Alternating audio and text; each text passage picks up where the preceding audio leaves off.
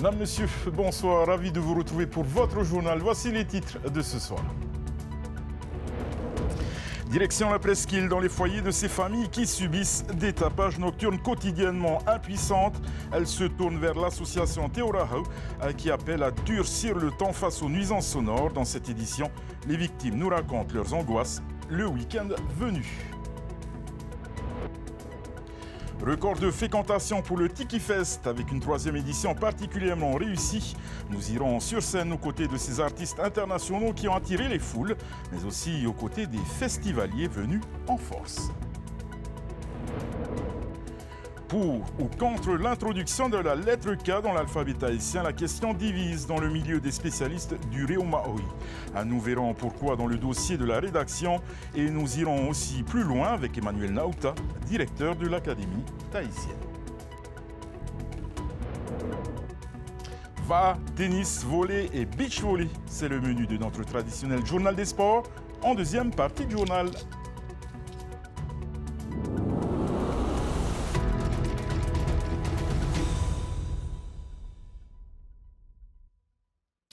Prise d'assaut depuis quelques temps par les victimes de nuisances sonores et le tapage nocturne de la presqu'île, l'association Teorahau tire à nouveau la sonnette d'alarme. L'association met en garde contre les tensions qu'elle génère, des tensions qui peuvent virer au drame. Voyez le témoignage de ces victimes. Des carbasses et des fêtes sauvages en bord de route de ce type, il y en a tous les week-ends dans les environs de ce petit coin de paradis. En face de la plage de Maui à Oahu, un couple de sexagénaires redoute le week-end, synonyme de stress. La musique trop forte va jusqu'à les obliger à fuir leur domicile. Les nuisances sonores, ça affecte notre santé. On est stressé, on est anxieux, on est irritable et puis on fait des insomnies. Quelques centaines de mètres plus loin, c'est une autre famille qui subit les vibrations des carbasses au quotidien. Après 22 heures, ils viennent et puis ils mettent leur basse à fond, la caisse. Du coup, toi, tu dors, tu te réveilles, tu appelles les gendarmes, tu dors plus. Tu te réveilles le matin, tu es de mauvaise humeur. Et bon, c'est grave aussi parce qu'il y a eu un épisode en 2019, ça a pu mal se finir, hein. Il n'y a pas eu mort d'homme. Mais il y a quand même eu une voiture qui a été en perte totale. Suite justement à ça, c'était un dimanche. À 5 reprises, mon mari, qui est connu pour être quelqu'un de gentil, de bienveillant, il est venu 5 fois leur demander gentiment, s'il vous plaît, arrêtez et tout ça. Ça s'est mal passé, il a bousculé une voiture, ça s'est fini par un run là, devant la ligne droite. Et puis, il y a eu une voiture perte totale. Moi, j'avais appelé les mouteux à 6 reprises. Ils sont venus, mais ça n'a rien changé. Et dans certains quartiers de Veirao et Tehupo, ce sont les boombox qui sévissent. Et leurs propriétaires s'adonnent généralement à la consommation d'alcool et de drogue, un environnement malsain qui peut déboucher sur des violences. Alcool, drogue, violence intrafamiliale. Les enfants sont errent parmi cet attroupement. Et le lundi matin, quand on se rend au travail, on les voit hagards dans les quartiers. Évidemment, ce sont des enfants qui seront absents du banc de l'école. Les premières victimes, c'est eux, ce sont leurs enfants. Et les victimes suivantes, ce sont nos enfants à nous, parce que nos enfants subissent ces violences verbales, ces violences physiques. Mes enfants, je suis obligée de les enfermer dans leur chambre en leur mettant des casques sur les oreilles pour ne pas qu'elles entendent ce qui se passe à côté. Malheureusement, leurs enfants vont devenir les auteurs des faits dès lors qu'ils atteindront l'âge de l'adolescence. Des violences verbales et physiques de plus en plus récurrentes qui invitent à la prudence. Il y a la musique, la basse, il y a les cris, il y a les bagarres, parce que ça vient jusque sur la route chez nous, devant chez nous. Et c'est un problème aussi qui parfois déborde sur des violences physiques. Certaines victimes ici sont victimes de violences physiques également. Il faut les réprimander, il faut que la police municipale passe et donne des amendes. Pas de doute, pour l'association Teorahau, une réflexion doit être engagée en urgence sur le sujet afin de durcir la législation pour des questions de sécurité publique. Selon l'association, 57% des plaintes pour nuisances sonores seraient liées à des boombox et des carbasses. Un chiffre trop élevé pour l'association Teorahau qui parle désormais de violences sonores. Succès incontestable pour le Tiki Fest qui marque une 3e édition sans faute cette année. À plus de 6000 festivaliers ont répondu présents au Parc Veit pour 13 heures de musique. Ils ont eu raison puisqu'une surprise les attendait sur le line-up. Esther Cuneo était sur place. «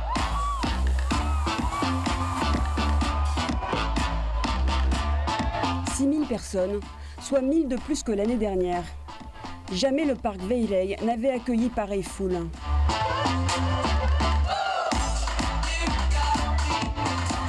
Mais pour l'organisateur du festival, il fallait bien aller au bout des capacités du parc pour honorer un tel line-up.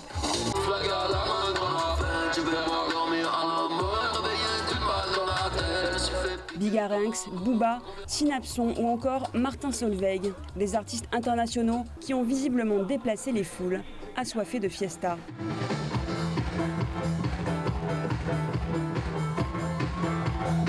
L'orga c'est ouf, il y a des Tahitiens, il y a des Popas, il y a tout le monde, on se prend comme ça, on boit des bières ensemble, c'est le top. Mais ici c'est rare d'avoir de beaux festivals comme ça. C'est quand même une opportunité pour le Fénois d'avoir plein d'artistes, un super festival, tout ça sur une longue journée dans un cadre magnifique. Non, c'est quand même un truc qu'on aimerait bien avoir vraiment chaque année.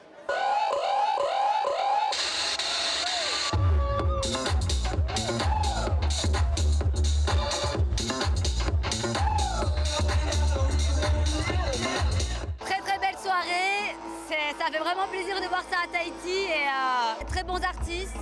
Bigarinx, Méga, Booba, waouh, je connaissais pas mais...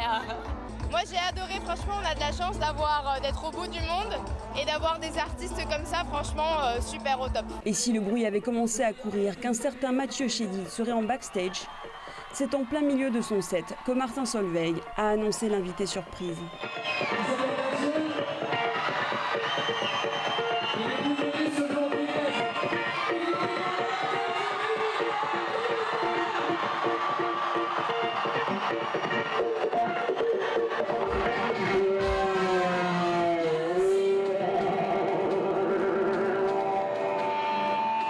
Une surprise de taille pour le public et un avant-goût de la scène polynésienne pour le guitariste qui donne son tout premier concert au Fénois samedi prochain. C'est le hasard de la vie, hein, c'est une synchronicité. C'est Martin que je croise à l'école avec mes enfants parce qu'on a les enfants dans la même école. On s'est rendu compte qu'on était à Tahiti au même moment. Et puisque je suis un jammer, j'aime improviser et puis que j'aime beaucoup la musique de Martin, je lui ai proposé de faire une petite apparition et ça nous a tout de suite emballé tous les deux, quoi. Donc, et évidemment, je suis très impatient de jouer aussi mon propre concert la semaine prochaine. Et voilà, pour moi, la musique, c'est organique, c'est la vie. Il faut que chaque soir, c'est différent, c'est toujours une aventure. C'était heureux parce que c'est la première fois qu'on fait quelque chose avec Martin et c'était ici. Donc ça va nous marquer à vie. Devant un tel succès, l'organisation envisage d'agrandir encore le format du Tiki Fest. Mais pour accueillir plus de monde, il faudra nécessairement passer sur 2 jours de festival. La réflexion est engagée pour 2025.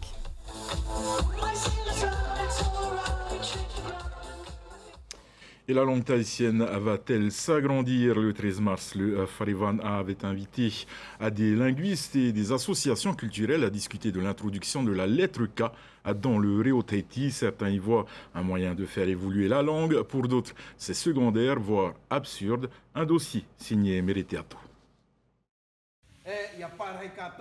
L'alphabet tahitien se compose aujourd'hui de 9 consonnes. L'occlusive glottale, le ETA, inclut 5 voyelles et un déictique, l'allongement vocalique, le tarava. Le K est reconnu comme lettre et son par les académies Paumotu et Marquisienne. Dans quelques îles des Australes et aux îles sous le vent, elle est très souvent entendue. Heimanu, originaire de Taha et étudiant en Réo, estime que les règles de l'académie ne doivent pas forcément coller à la langue parlée. J'estime qu'il serait plus que nécessaire de laisser cette lettre K dans le parler, c'est-à-dire dans le langage courant, et ne pas l'intégrer dans l'alphabet de l'Académie tahitienne. Effectivement, dans la graphie de Trou, on voit également cela. Ça a été bien codifié, donc il n'y a pas de lettre K. Les enseignants, eux, sont nuancés. Mais ils rappellent que l'apostrophe du tahitien est l'équivalent du K marquisien et craignent que cette lettre K ne soit le début d'une longue série de controverses. Katekita, voilà, beaucoup d'épikopo, Il y a beaucoup de termes de cette confession. Est-ce que les autres confessions ne diraient pas tout Jésus, Jésus, Messia, Messia. Voilà, ça risque à mon avis, de provoquer des polémiques, on va dire, compliquées. De mon avis personnel, je ne pense pas que c'est un intérêt d'ajouter le K dans l'alphabet haïtien. Et ça, c'est mon humble avis. Selon la linguiste Mirose Paya, le K n'est pas considéré comme un phonème. Oui, si on suit la règle linguistique, tout normalement, on ne devrait pas, effectivement, en fait, le phonème n'existe pas. Hein.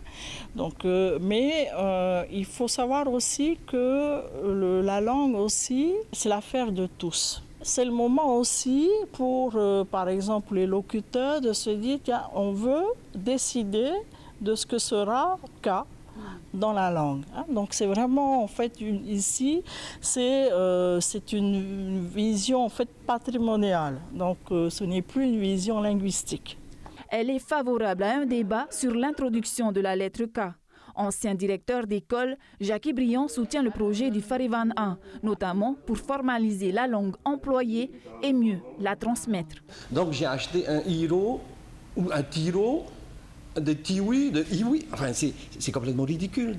Donc d'une familiarisation que l'on a aujourd'hui dans la pratique de tous les jours, on normalise. C'est uniquement un problème de normalisation.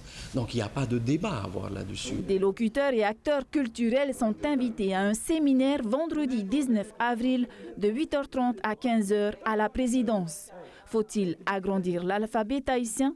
L'Académie est pour. Le débat est ouvert. Et nous recevons à présent le directeur de l'Académie tahitienne, Emmanuel Nauta. Emmanuel Yorana. Yorana Davidson et Yorana la Polynésie qui nous écoute ce soir. Alors, certains disent que le K doit rester dans la langue parlée, que ce sont des emprunts liés à l'histoire. Que leur répondez-vous? Alors d'abord, ce qu'il faut savoir, c'est que nous avons recensé un peu plus d'une centaine de mots où il y a le K à l'intérieur. Alors j'entendais qu'une personne disait tout à l'heure que c'est uniquement confessionnel. C'est absolument faux, puisque aujourd'hui nous avons le haka, le pakai, le paka, bref, toute une liste. Nous avons dépassé la centaine de mots qui ont été recensés. Alors, la plupart de ces mots-là ne sont pas intégrés dans aucun dictionnaire. Donc l'idée que nous avons, c'est de pouvoir valider. Donc il s'agit de formaliser ces mots-là et de les intégrer dans un dictionnaire. Alors on sait comment s'écrivent les mots. Ils s'écrivent à partir de l'alphabet. Dans l'alphabet, il y a des lettres. Donc si aujourd'hui, je disais tout à l'heure, on écrit Réo, on sait qu'il y a le R, qu'il y a le E, qu'il y a le O. Alors si on veut écrire des mots qui existent, par exemple, quand on veut appeler nos frères de Calédonie, en tout cas le peuple kanak, ils s'appellent bien kanak, on ne va pas leur dire Tanat ou Tanata. Je ne sais pas, ça n'a aucun sens. Donc ces mots-là doivent être intégrés dans le dictionnaire. Et donc tout dictionnaire qui se respecte démarre à partir de lettres. Et donc la logique voudrait qu'au préalable, quand ces mots-là seront intégrés, il faudra naturellement les valider au niveau de l'alphabet. Et si on l'introduit justement, qu'est-ce qui va changer? Faut-il vraiment craindre d'ouvrir la porte à d'autres lettres? Alors, absolument pas. Alors, d'abord, il faut rassurer les locuteurs. Il ne s'agit pas de revenir sur ce qui est acquis. Aujourd'hui, on dit etaretia, on ne va pas dire ekalesia. Hein? Bon, il y a un certain nombre de mots où on a sorti le cas.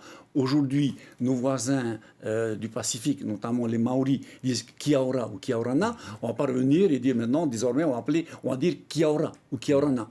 Kiaorana restera tel quel puisque la lettre K a été remplacée par le Ita. Donc, il ne s'agit pas de revenir sur l'acquis, il s'agit de confirmer l'existant. Il y a des mots qui existent. On va les laisser dehors. J'entendais quelqu'un dire mais il faut le parler, mais il ne faut pas l'écrire.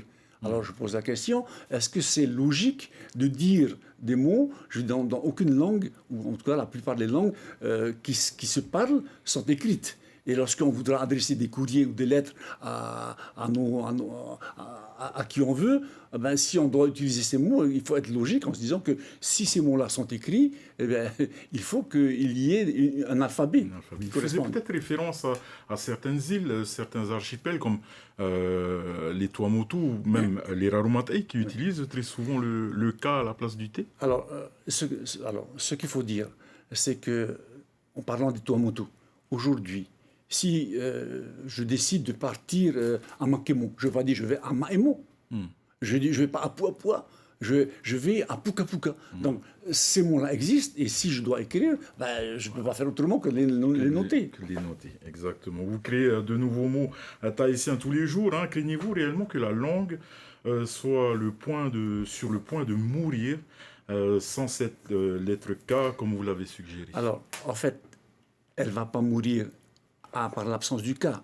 Mais je veux dire, si on ne fait pas attention, si on ne fait pas évoluer, ça c'est un point. Alors si on décide que le cas n'existe pas, la prochaine fois, quelle sera la prochaine étape? Je veux dire, une langue, elle est vivante. Elle se nourrit justement de l'apport extérieur. Et alors j'ajoute que le cas n'est pas un élément extérieur. Lorsqu'on fait référence par exemple à Te Ure Henry dans le Tahiti aux temps anciens, à la page 134, les Maoris reconnaissent par exemple que leur patrie ancestrale, c'est bien Hawaii. Voilà. Donc la question est, ce mot-là existe, ce phonème existe, donc il ne s'agit pas de créer quelque chose d'extraordinaire, sinon de le réintroduire. Emmanuel Nauta, merci beaucoup d'être venu donc sur ce plateau et d'avoir répondu à notre invitation. Maroro. Alors, nous partons maintenant justement vers la Nouvelle-Zélande. Une délégation de Reatea poursuit donc son voyage dans le pays pour explorer les méthodes éducatives maoris. Cette semaine, elle a visité quelques-unes des 76 écoles d'immersion maori, les Kura Kaupapa Maori, l'occasion de découvrir les rouages de cette institution éducative singulière avec notre reporter sur place, Ronnie Moufat. Après avoir arpenté les couloirs des écoles conventionnelles et des établissements proposant des cursus maoris, la délégation tahitienne découvre avec émerveillement les écoles d'immersion. Te Kura Kaupapa Te Koutou se démarque des 76 écoles maoris en Nouvelle-Zélande. Elle accueille 320 élèves. Dès l'arrivée, l'atmosphère est électrisée par le pofiri, un rituel traditionnel de bienvenue qui vous envoie des frissons. Dans ces écoles, les élèves ne se contentent pas d'acquérir des connaissances académiques, ils s'immergent dans un univers où culture et tradition imprègnent chaque leçon. Ici, la langue des ancêtres est le socle sur lequel se construit leur savoir, préservant ainsi un héritage linguistique riche et vibrant. À l'école, il y a vraiment une bonne atmosphère. On peut vraiment apprendre et s'imprégner de la culture. L'école est à la fois stricte, mais on peut quand même s'amuser. Il y a des bons et des mauvais moments, et il faut faire avec. Les arts traditionnels maoris, tels que le haka et la danse du poi, font partie intégrante du programme scolaire. Ils renforcent l'attachement des élèves à leur identité et à leur patrimoine.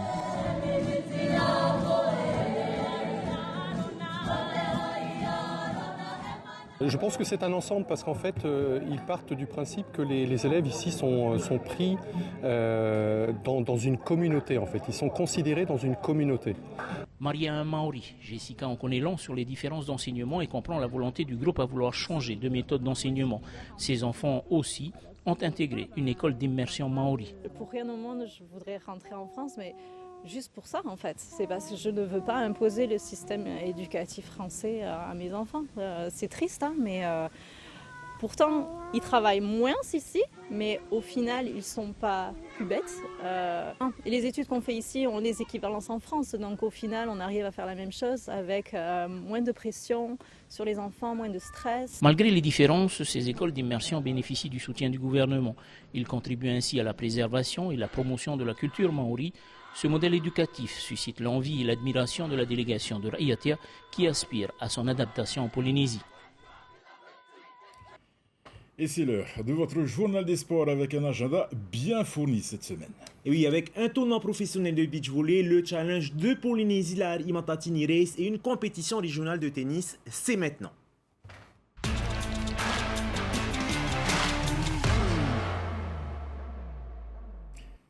Sans plus tarder, direction Rongiroa où s'est déroulé vendredi et samedi la Arimatatini Race. Et les courses de V1 et de V6 se sont déroulées dans des conditions dantesques. Le reportage de Désiré Teivao sur des images de Tane Teanini et d'Oscar Tereopa. Les conditions qu'il y avait aujourd'hui, c'est extrême, quoi. Et félicitations à tout le monde qui est arrivé. Magnifique course.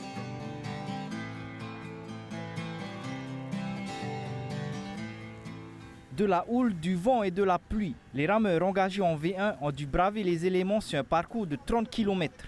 Dans ces conditions, 3 Aito se détachent. En tête de course, on retrouve le natif de Rongiroa, Tapuari Tamaititahio. À sa poursuite, son petit frère Paya et le vainqueur de l'an passé, Kyle Tarofo.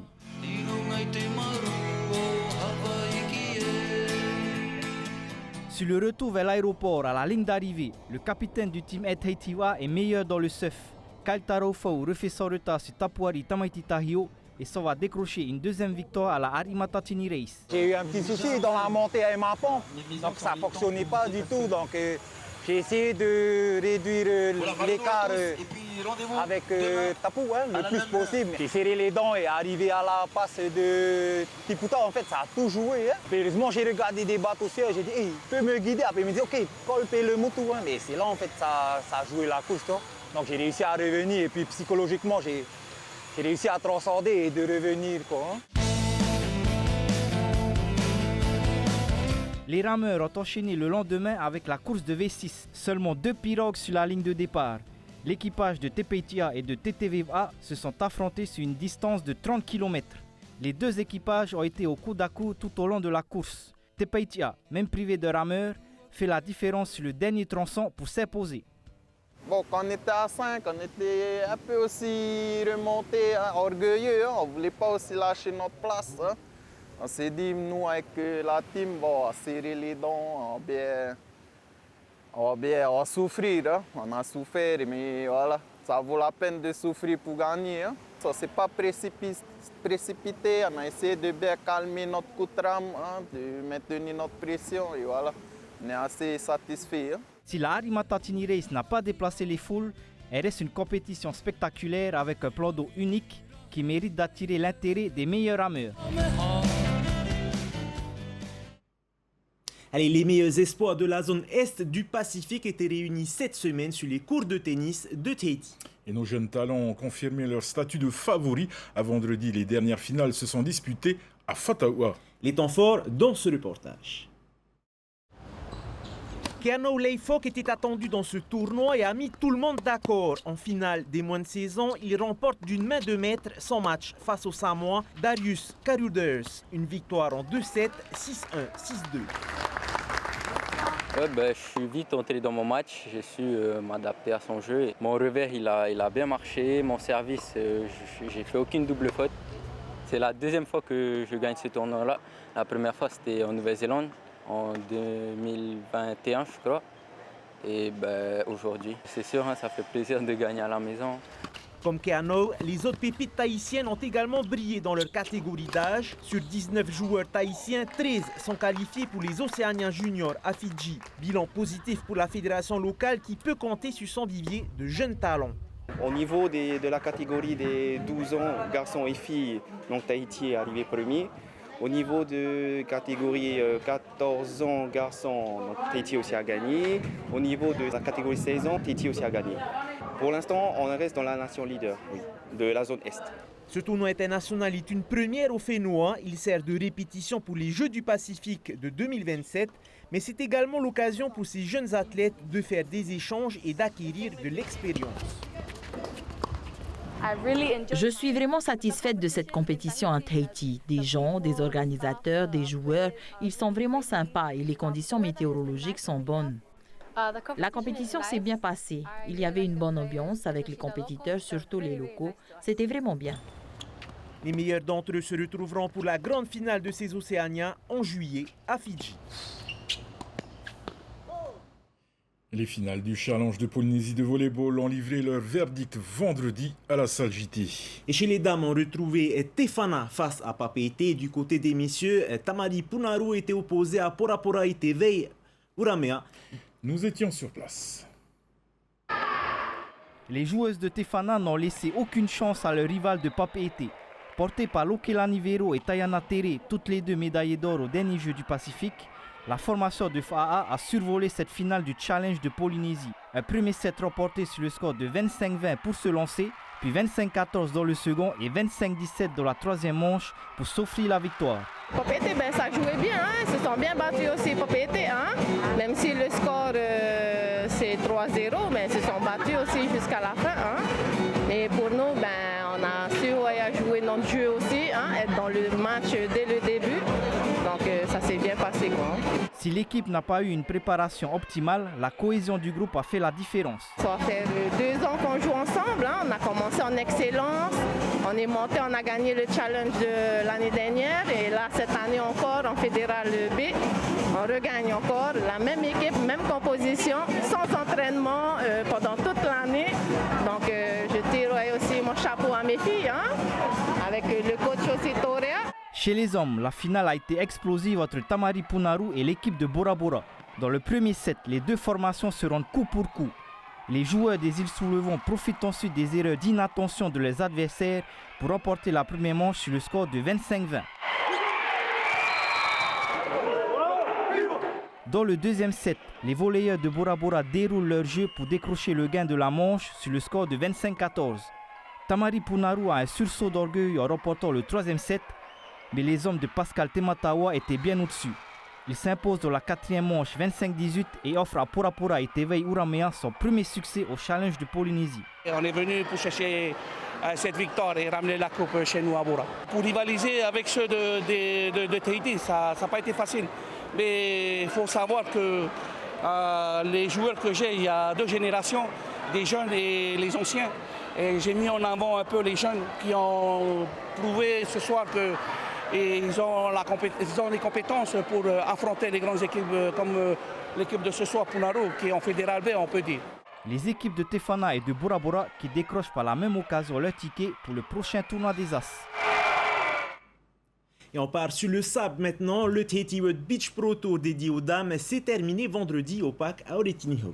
Et les États-Unis ont survolé la compétition. Leurs représentantes se sont disputées la victoire en finale. Le résumé avec Désiré Teivao. À jamais les premières, la paire américaine Molly Shaw, Chloé Lorin remporte la première édition du Tahiti World Beach Pro Tour version féminine. En finale, les Californiennes dominent les homologues Kelly Cole et Tiffany Svensson en 2-7 sur le score de 21-13 et 21-18. On a joué contre de bonnes équipes pendant le tournoi et on a pris beaucoup de plaisir.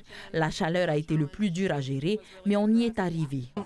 En finale, on connaissait nos adversaires. C'est une très bonne équipe et on savait qu'elles allaient tenter des choses. Elles nous ont bousculés et on s'est dépassé pour gagner. They made us think a lot and it was a lot of fun. Yeah, we had to work for it. Beaucoup plus de suspense dans le match pour la troisième place. D'un côté, la paire française Céline Colette et sa partenaire Eleonore Johansen, et de l'autre, les Chypriotes Erika Lindstrom et Sacha Guzarova.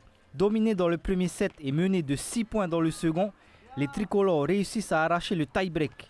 Mais dans la dernière ligne droite, les Chypriotes sont plus solides et l'emportent 15-11 dans la manche décisive. On était trop contents d'être ici à Tahiti, on a fait un beau tournoi. C'est toujours dur de perdre sur le dernier match avant de partir, mais c'était un super tournoi et on a eu un super accueil ici à Tahiti. On vient de commencer toutes les deux sur le circuit, donc c'est un super début. Ça va nous permettre de rentrer sur des tournois en Europe cet été. Et, on espère reprendre encore plein de points et revenir l'année prochaine pour gagner le tournoi. Pour le clan tahitien, la paire Veikehu Teikihu Avanaka et Kumuhei Heita signe le meilleur résultat avec un quart de finale. Une performance honorable au vu du manque de compétition de beach volley au Fénouan. Il faudra que partout les clubs puissent fournir des équipes pour faire un vrai tournoi de beach. Comme ça, on peut aussi alors préparer nos équipes pendant ces tournois-là.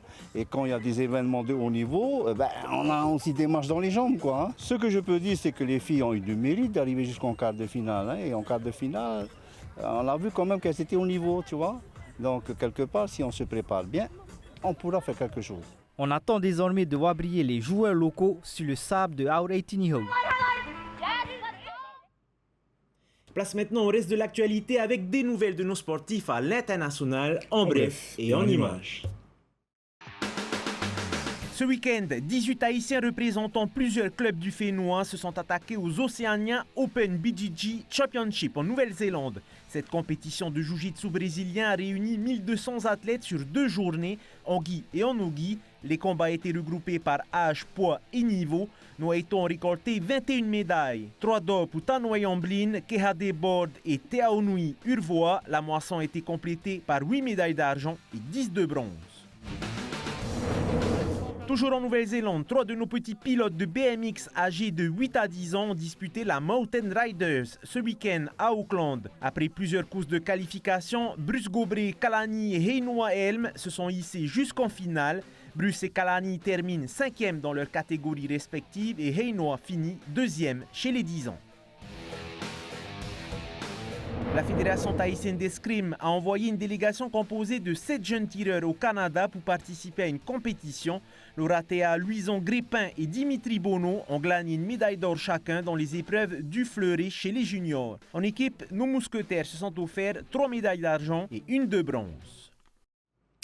Là, nous arrivons au terme de notre édition. Au programme ce soir sur votre chaîne Dans les yeux d'Enzo de Simon Curtis, puis à votre émission Zone Interdite.